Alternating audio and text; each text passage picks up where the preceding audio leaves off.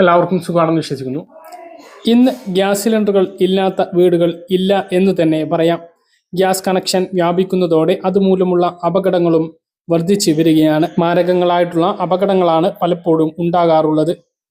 Gas സിലിണ്ടറുകൾ മൂലം നിങ്ങൾക്കുണ്ടാകുന്ന എല്ലാ അപകടങ്ങൾക്കും 50 ലക്ഷം രൂപ വരെ ഇൻഷുറൻസ് പരിരക്ഷ ലഭിക്കുന്നത് അധികമാർക്കും അറിയാത്ത കാര്യമാണ്. ഈ ഒരു ഇൻഷുറൻസ് ലഭിക്കാൻ പ്രീമിയമായി ഒരു നയാ പൈസ പോലും അടയ്ക്കാതെയാണ് ലഭിക്കുന്നത്. പക്ഷേ ചില കാര്യങ്ങൾ ശ്രദ്ധിച്ചാൽ മാത്രമേ ഇൻഷുറൻസ് പരിരക്ഷ ലഭിക്കുകയുള്ളൂ. ആ കാര്യങ്ങളാണ് ഇനി സൂചിപ്പിക്കുന്നത്. ഒരാൾ ഏത് ഏജൻസി മുഖേനയും ഗ്യാസ് കണക്ഷൻ എടുക്കുന്ന സമയം മുതൽ തന്നെ അയാൾക്കും അയാളുടെ കുടുംബങ്ങൾക്കും ഇൻഷുറൻസ് പരിരക്ഷ ലഭിക്കും.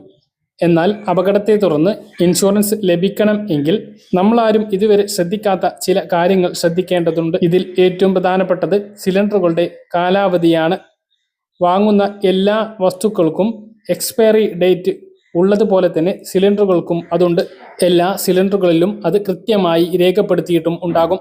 നമ്മൾ സിലിണ്ടറുകൾ മാറ്റി വാങ്ങുന്ന സമയത്ത് ഈ കാര്യം പ്രത്യേകം ശ്രദ്ധിക്കണം. കാലാവധി രേഖപ്പെടുത്തിയിരിക്കുന്നത് കണ്ടുപിടിക്കാൻ കഴിഞ്ഞില്ല എങ്കിൽ ഗ്യാസ് കൊണ്ടുവരുന്ന ആളുടെയോ വിതരണ കമ്പനിയുടെയോ സഹായം തേടാം.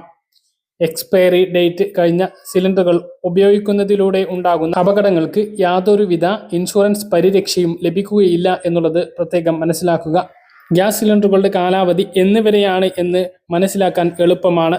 ഗ്യാസ് സിലിണ്ടറിൻ്റെ ഏറ്റവും മുകൾ ഭാഗത്ത് കാണുന്ന വൃത്തത്തിലുള്ള വളയത്തിന് താഴെയായിട്ടാണ് അതുമായി ബന്ധിപ്പിച്ചിട്ടുള്ള മെറ്റൽ ഭാഗത്തിന്റെ ഉൾവശത്തായി ഇംഗ്ലീഷ് അക്ഷരമാലയിലെ എ മുതൽ ഡി വരെയുള്ള അക്ഷരങ്ങളും കൂടെ 2 അക്കങ്ങളും ഉണ്ടാകും. അക്ഷരം ഏത് മാസത്തെയാണ് എന്നും അക്കം ഏത് വർഷമാണ് എന്നും സൂചിപ്പിക്കുന്നു. എ എന്നാണെങ്കിൽ ജനുവരി മുതൽ മാർച്ച് വരെയാണ് സൂചിപ്പിക്കുന്നത്.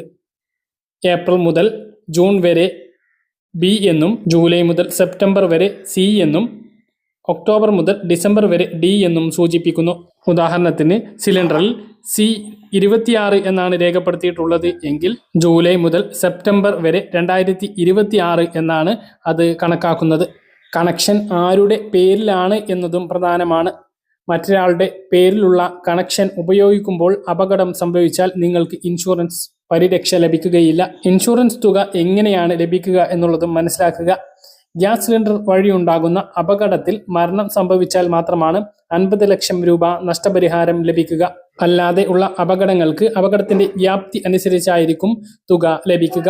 അപകടം നടന്ന് 30 ദിവസത്തിനുള്ളിൽ തന്നെ അടുത്ത പോലീസ് സ്റ്റേഷനിലും വിതരണ ഏജൻസിയിലും ഈ കാര്യം അറിയിക്കണം. നഷ്ടപരിഹാരം വാങ്ങിയെടുക്കാൻ FIRന്റെ പകർപ്പ് ഉണ്ടായിരിക്കണം. ആരെങ്കിലും മരണപ്പെട്ടിട്ടുണ്ടെങ്കിൽ അതിൻ്റെ വിവരങ്ങൾ, പരിക്കേറ്റവരുടെ അവസ്ഥ, ചികിത്സാ ചെലവുകൾ എന്നിവയടങ്ങിയിട്ടുള്ള വ്യക്തമായ വിവരങ്ങളും നൽകണം. ഇവയെല്ലാം വിലയിരുത്തിയാണ് ഇൻഷുറൻസ് കമ്പനി നഷ്ടപരിഹാരം നിശ്ചയിക്കുന്നത്. ഈ തുക ഗ്യാസ് കമ്പനി വിതരണക്കാരന് നൽകും. അവർ ഉപഭോക്താവിനും രേഖകളെല്ലാം സമർപ്പിച്ചാൽ പരമാവധി 6 മാസത്തിനുള്ളിൽ പണം ലഭ്യമാക്കും. ആർക്കും ഇത്തരമൊരു അപകടം ഉണ്ടാവാതിരിക്കട്ടെ. പക്ഷേ ഒരറിവും ചെറുതല്ല. പരമാവധി ആളുകളിലേക്ക് ഈ അറിയിപ്പ് ഷെയർ ചെയ്യാൻ വേണ്ടി ശ്രദ്ധിക്കുക. എന്ന കാര്യങ്ങൾ കൃത്യമായിട്ട് മനസ്സിലാണെന്ന് കരുതുന്നു. ഇതുപോലെ ഇൻഫർമേഷൻ ലഭിക്കാൻ ചാനൽ സബ്സ്ക്രൈബ് ചെയ്യുക, ബെല്ലൈക്കൺ എനേബിൾ ചെയ്ത് വെക്കുക. മറ്റൊരു വീഡിയോയും നമുക്ക് വീണ്ടും കാണാം. ബൈ.